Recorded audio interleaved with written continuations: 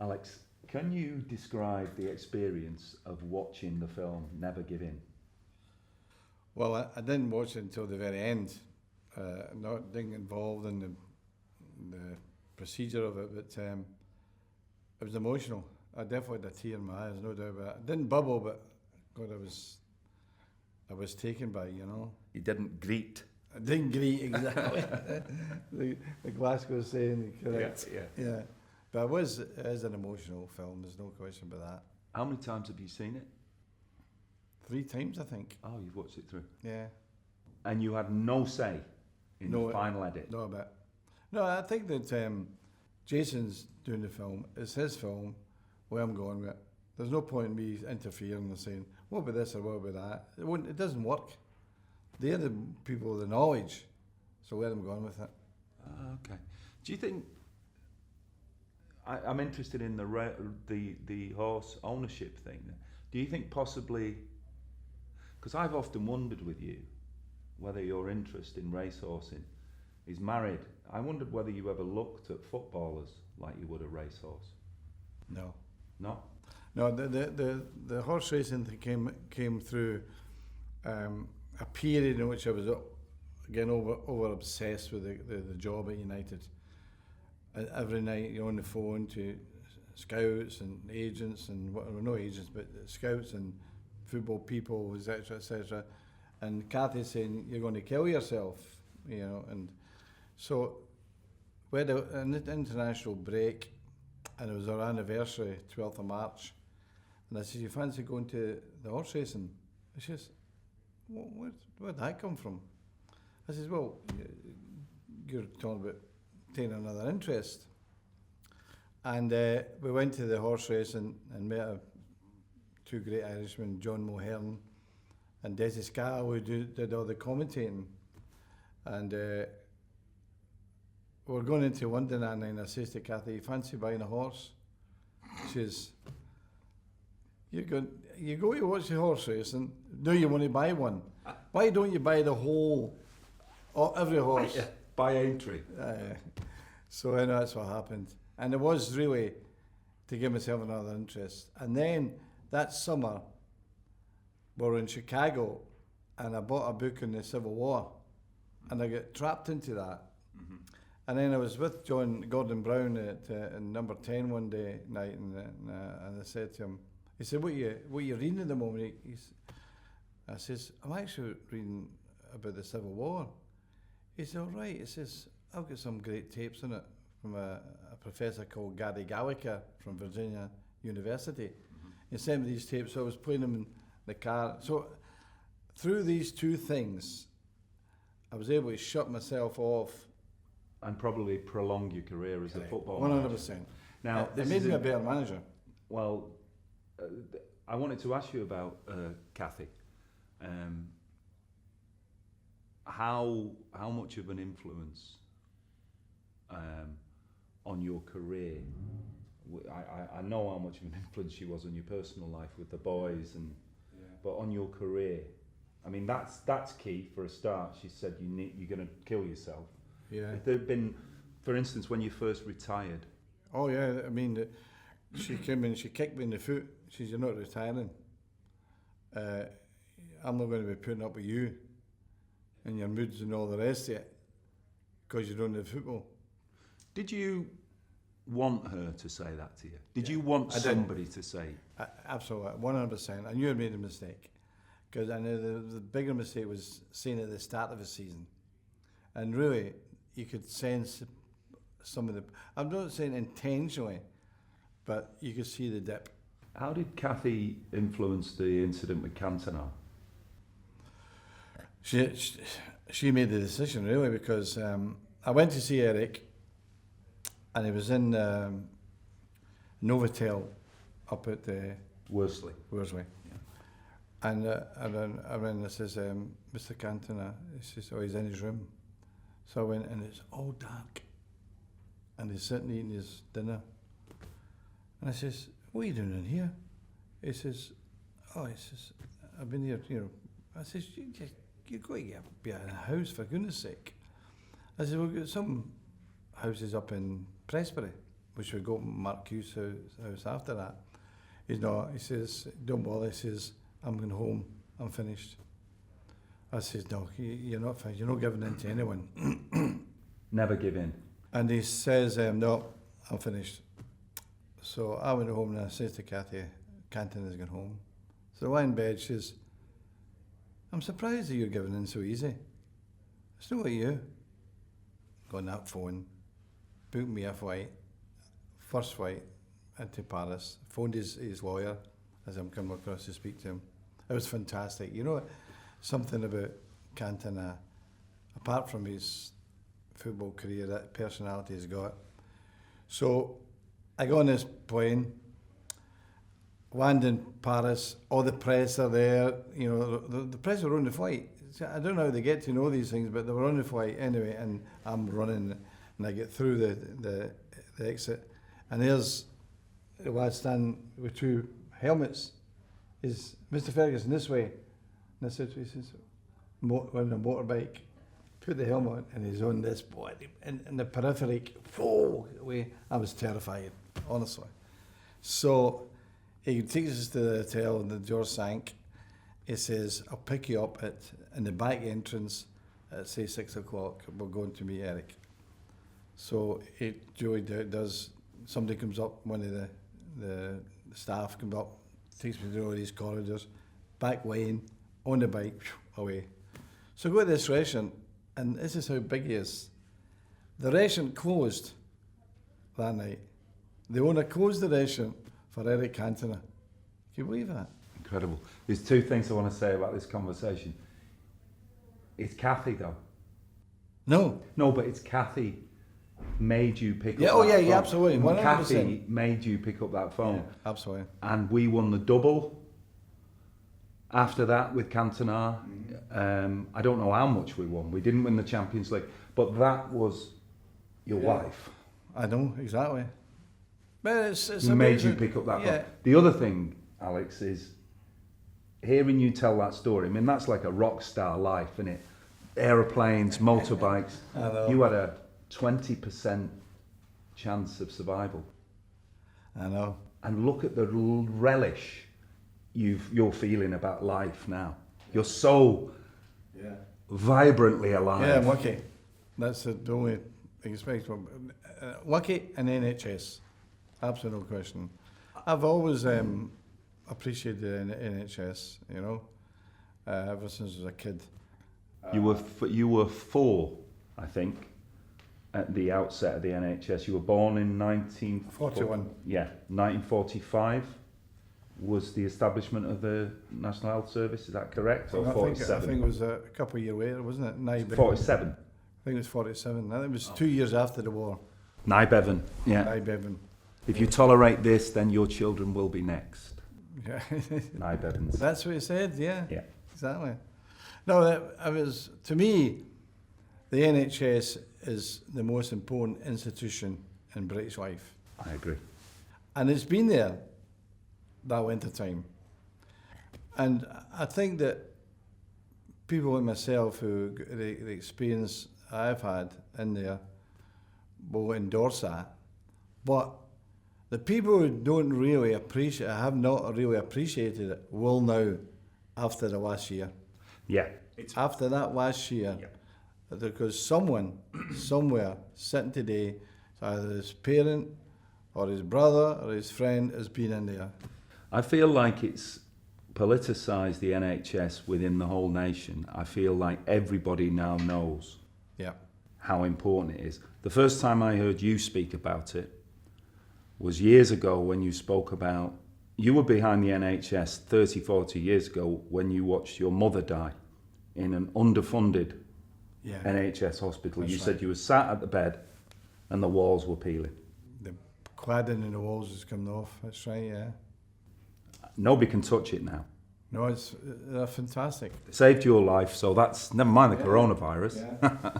And the great thing about it was that the doctor who was in charge of the whole thing, Joshua George, he came to see me every week, you know, after that, and him and Nadir, the other surgeon, and then they come up with this idea, would you like to meet the team who looked after you?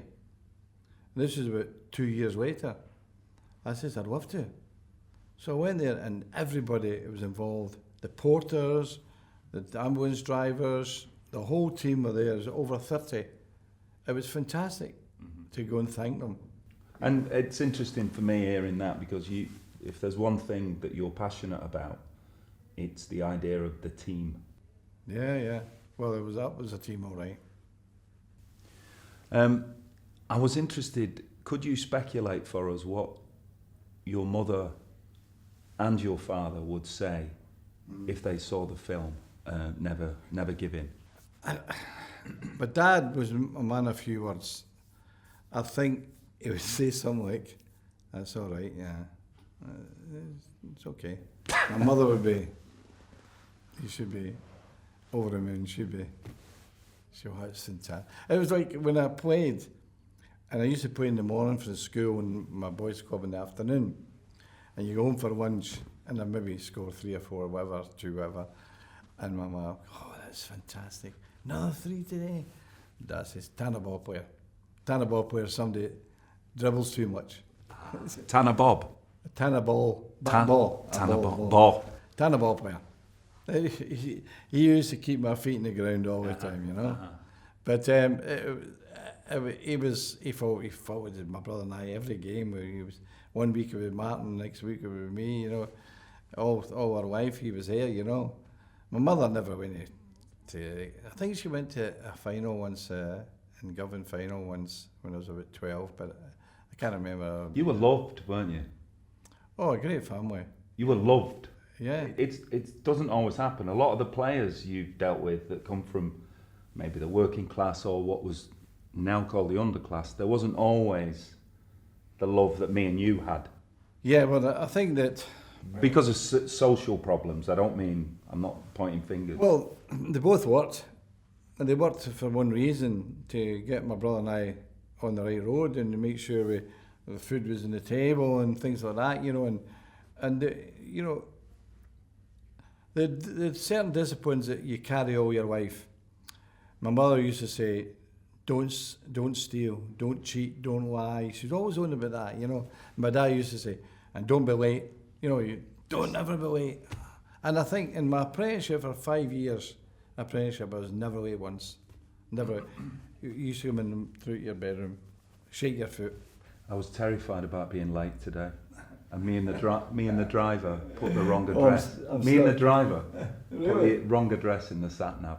Oh no! And there's 2 Mottram halls. Anyway, we made it. 2 Mottram halls. That was our panic. We're going to be late for Alex Ferguson. Oh, I'll never wait. I was a bit worried about coming today. Yeah. But you know why? Do you know why? I'm playing Fagin at the moment. I'm playing Fagin at the moment. My grandson played him. Right. Well, apart from being terrified about being late for you, I thought he's going to give me murders because I've not had a shave. But I've got no choice. Funny hell. But what I'm saying is, you take these qualities through the rest of your life. There's no question about that. I mean, even to the, you know, although that is some sort of a foundation, you develop your own personality when you get older. Particularly when I got to about 18, I started getting opinions and things like that, and thoughts, and etc., etc. I had a great teacher at school. Had a great boys brigade officer when I was growing up. Fantastic people. You keep thinking about what impact they made on you, you know. Because I always remember Elizabeth Thompson. That was your teacher? Yeah. You went to her wedding? I went to her wedding, that's right. There's pictures of you and Martin. That's right, aye, yeah. We all went, there's about 6 of us all turned went. Up, that's right, yeah. And she says, what are you doing to you? Anyway, so she used to get a game of rounders in a Friday afternoon. And we only did 1 run to win. And being clever with players at bases, I just knocked it to the side, you see, and we won. And we won, of course you won. No, she did. Game abandoned. Ferguson, if you ever do that again, knock a ball to the side, I'll kill you. So we lost at the gate. She gave it to her team because our wars were cheating and knocking the ball to the side. And every time after, I used to whack it everywhere. So is that true then? Is it true when Ole Gunnar Solskjaer took that player out on the halfway line in a United game, and all the players on the pitch patted him on the back for taking one for the team, that you fined him when he got in there? I can't remember. Did I? There was a game where he... Yeah, I remember it. Newcastle. Yeah. Last minute. He took him out, and then Ollie, I'm pretty sure Ollie has said that I got in the dressing room and I got the... and I got the... what's it called? The hairdryer. Yeah, oh, possibly. But you know, the thing about that sending off happens, you know, because our urge and our determination, desire to get a goal always maybe results in a breakaway. But the intention, the attitude of this, if you're a goal down at Old Trafford and you're shooting into that Stretford end and the ball's getting sucked in there, so many times we last minute goals is the most fantastic feeling. I've gambled on everything, you know. It's one of my questions. How much can football supporters, home or away, United supporters, influence the team on the pitch and the result? Can you speak a little bit about the psychology of that? Yeah. Because that thing about our away support is amazing. It's fantastic. I was saying about the games that I relished going to London, Queen's Park Rangers. We got whole end and a third of the stand opposite the main stand. Loftus Road. Wimbledon, whole side, right? Fulham, whole end. Yeah. It's fantastic. You can't help but... Can we influence it though? 100%. 100%. Put it this way, as an example, as maybe the wrong example, but Liverpool have lost 6 home games this season in a row. When did that ever happen to Anfield? Never, even in their worst season. Exactly. So the influence that crowds make, particularly massive crowds like Anfield, like United, you know, Newcastle. Newcastle's a big influence. I love Newcastle. There's a club to go there as an away supporter. Fantastic. I mean, the noise. And they're all black and white. And it's right in the middle of the city, isn't it? I know. It's black. Everyone's black and white. Yeah. And they shove your fans away up on the top, out the road. Yeah, yeah. And we still beat them 6-2 and Scholesy scored an hat-trick. Great record there. I know. Great record there. We lost in one game, and it's a sort of a... A 5-0 game. No, we lost in the box in the Bank Holiday Monday, 2-1.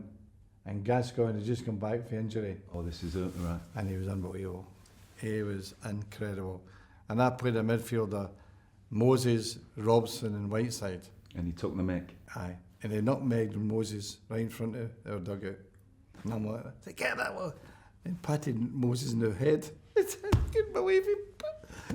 Oh, it was hilarious. He was unbelievable. I wanted to ask you about, we've got off the subject a bit, but speaking about your mother and your father and your upbringing, I didn't realise I was working class until I went to London and started to try and be an actor. I hadn't really thought about it because we're all the same. Yeah, all the same, yeah. Was there a point when you realised that you were working class, or was that from your mother's socialism? And who were your political heroes as a young man?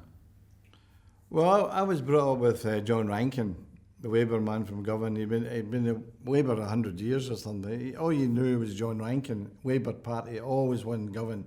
Yeah. And one of his party was a guy called Jimmy Sheeran, who lived above me in the tenements. He was the top story, Jimmy Sheeran. And he was a, how would you put it, corner street bookie. Ah, okay. Like Albert Finney's dad. Oh, yeah, exactly. But, you know, he no officer and like, he just slip the bets in, you know. Yeah. The police are coming, you know. And they used to arrest the bookies now and again and fine them £1 and that. You know, it was hilarious. But I grew up as a young person with Rankin. But my young ages, it was Jimmy Reid. Jimmy Reid was a fantastic influence on me.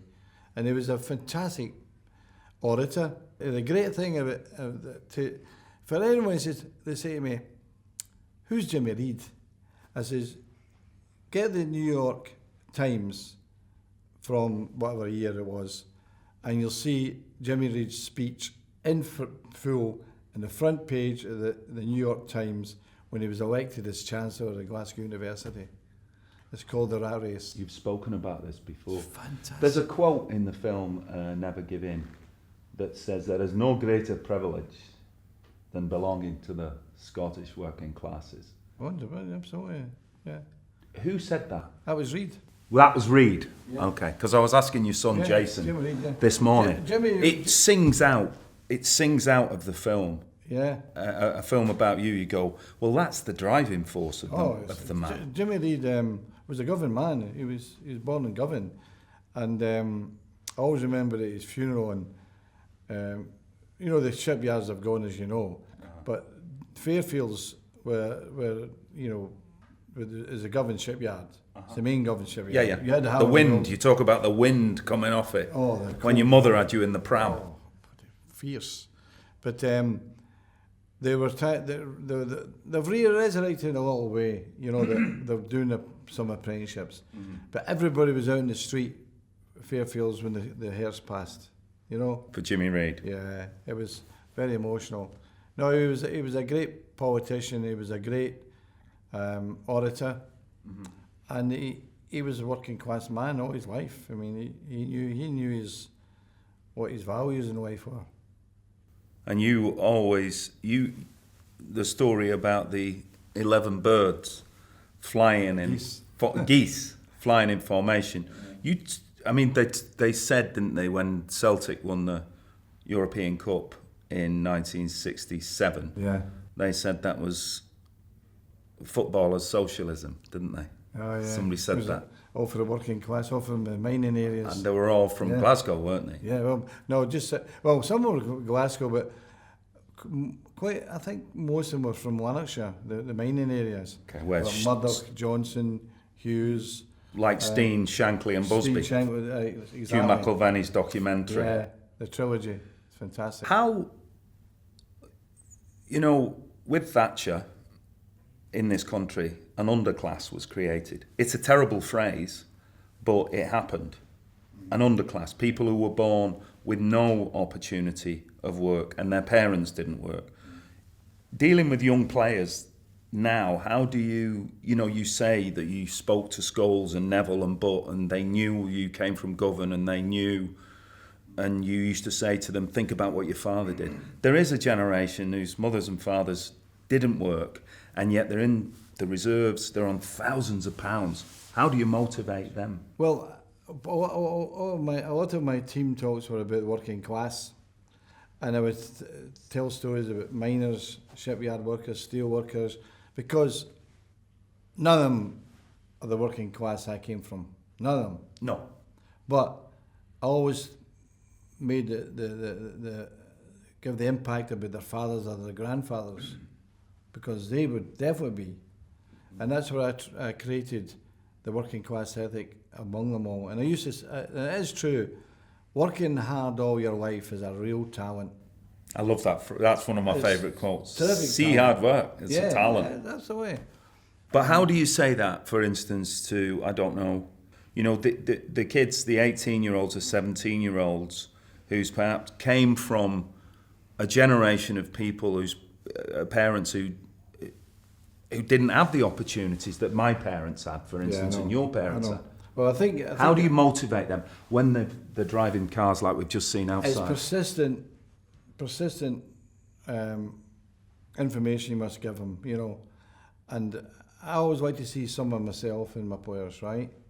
And I lost my first away game as a manager, 32 years of age, was 5-2 Coatbridge at Albion Rovers. And I drove home that night, and I'm saying to myself, I never expected this. Why am I in this job? And I realised then, if I didn't develop a mental toughness in my players, I was never going to make it. Mm-hmm. And I think that the combination of persistently discussing working class areas of life and also me into them, you hope that the message clicks, you know. And also, I think I was lucky in that with Aberdeen, I was with a group of players who were searching for that success, you know. And if I'd played for Rangers, I knew what expectation was, you know. So I could You bring like the underdog, don't you? Yeah, but I could bring the expectation to Siege them. mentality. Yeah, with Aberdeen, of course, because Manchester United with Liverpool, knock them off the perch. The only thing you can do if you come to club at Man United that time was to beat Liverpool. That's a simple thing. And Aberdeen, beat Rangers and Celtic, you've won everything. Mm-hmm. You know, we did that. You were very complimentary recently about Steven Gerrard, and you said something interesting to me. You said his press conferences are very good because they're an art. Yeah. Can I ask you, Alex, how much are you an actor? How much have you created a character called Fergie? How much of performance for your players and impress? No, I don't think my intention was to perform. My intention, if we lost a game, they saw me, right? And I got out of the road to that. I never brought it up again. Tomorrow was another day. We're on to the next game. But they had to feel my expectation. And I could be very, very vociferous, you know. That's a nice way to put it. Yeah, it's a nice word. But in terms of team talks, then a lot of that is manufactured in your own mind, because I would lie in bed thinking about a new theme. Like the way I'd lie in bed and think about Macbeth. I Like played that. Macbeth for Yeah. 120 performances at the Yeah. RSC. Yeah. I'd lie in bed going, I'll do this, I'll do that. Were you doing the same? Yeah, absolutely. Jockstein says to me one day, he says, he was a miner, he says, you could be 300 feet below the earth and the guy next to you, you don't know who he is because you can't see, he'll save your life. And I thought that was, oof. And I thought about these things, and then that thing about the geese, because a pal of mine had a cousin in Canada who was a farmer, and he told me that story about the geese leaving before winter hits. They go fly 4,000 miles for a bit of sun or a bit of heat, and they fly in 2 Vs. And I told him that story, and I know one of them was sitting saying, he's gone. He's lost it. That guy's lost it. But then in the training ground one day, and it was Gary Neville reminded me the other day, I stopped the training to show him the geese flying above us. I'll tell you a story. I'll tell you a story about Eric Cantona you might not have spotted. I was at a game at Old Trafford once, and there was a passage of play and Eric wasn't involved. I swear this happened. Game was going on, you were in the dugout. I saw this because I watched him, because he's an actor and a performer. He was like a performer. And in the middle of the game, Cantona looked up and he saw birds and he went like that. Really? Honestly. Fantastic. In the middle of a game. And I remember thinking, if Alex Ferguson sees that, I would have. he got away with murder with you. Cantona. Come on. Well, the thing is... Did he get special treatment? Yeah. Did Ronaldo get special treatment? Ronaldo? No. Just Eric? But when I was at a game in Paris, next to sitting next to Michel Platini and Gerard Houllier, Platini says to me, it was the time we were suspended from French football, and he says, you should go and sign Cantona. And I says, well, is it not a problem? You know, he says, no, but he says, if you recognise him and bring him into the fold, I'm telling you, he's a great player. And Gerard Houllier, he endorsed that exactly. So I was going away the next day, get home, next morning in the training, he'd signed for Sheffield Wednesday in loan. That's right. Trevor Francis. Yeah, Trevor Francis. Didn't sign him immediately. I know. Thank God for that, Trevor. He was playing indoor because of the weather was bad, they was training indoor. Anyway, he's very friendly with Howard Wilkinson. So any time his loan was up, Trevor tried to further it, and they said no chance.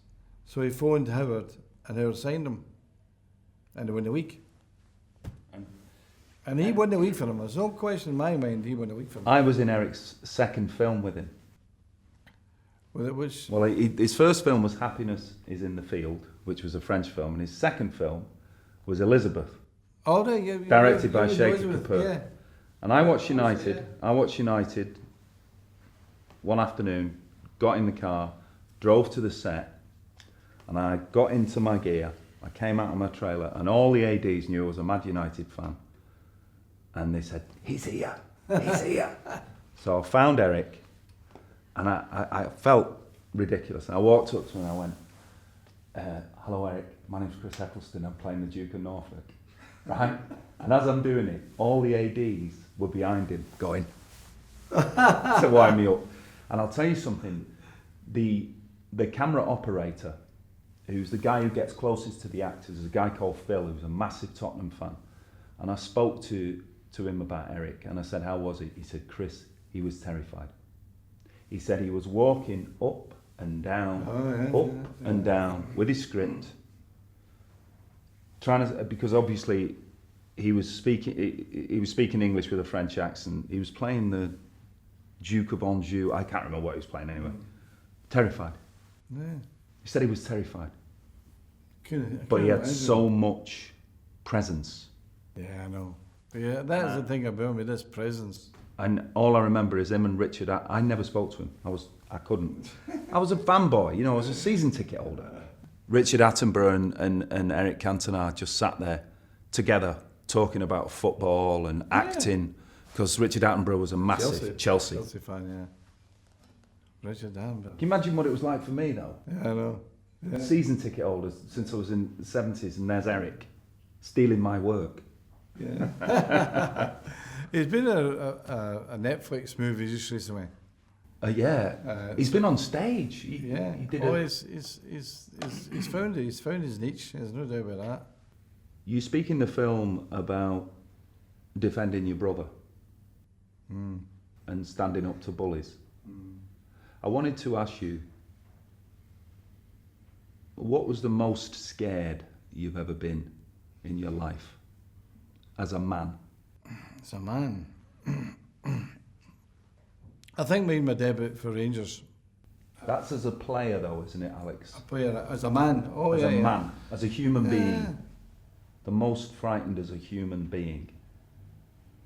I was going to ask you about player and manager, but I wanted to know about human being. It's a difficult one, that, because I can't imagine being afraid of anything. Well, what about your memory? Oh, when I lost my memory, God, that was terrifying. Well, there you go. Oh, that's the worst feeling I've ever had in my life, really. Because was it fear? It was the fear of you're in your room in your own way. At the time after the operation, you're in your, and you say you wonder, I wonder if they're telling me the truth, you know. So you're a bit paranoid. You start to get own way, and you're saying, "Oh, am I going to get better?" And you're starting to think. And then my two grandsons, Jake and Harvey, were in to see me, and I just lost my voice, just like that. And the two of them sort of panicked and ran for the nurse and that. And I thought, this is the end. And bloody hell. Because through that, I'm saying to myself, I'm never going to speak again. I'm never going to remember anything again, you know. And they got the speech therapist in, and she was fantastic. And she got me to write all the names of my family, all the names of my players, all the names of the teams in the league and all that. And then she started doing animals, birds, fish, you know, that kind of thing. And after 10 days, my voice came back. Now, whilst I was doing these birds, I realised then my memory was okay, you know. So that was a relief. But the voice was gradually coming back. I was stammering and things like that.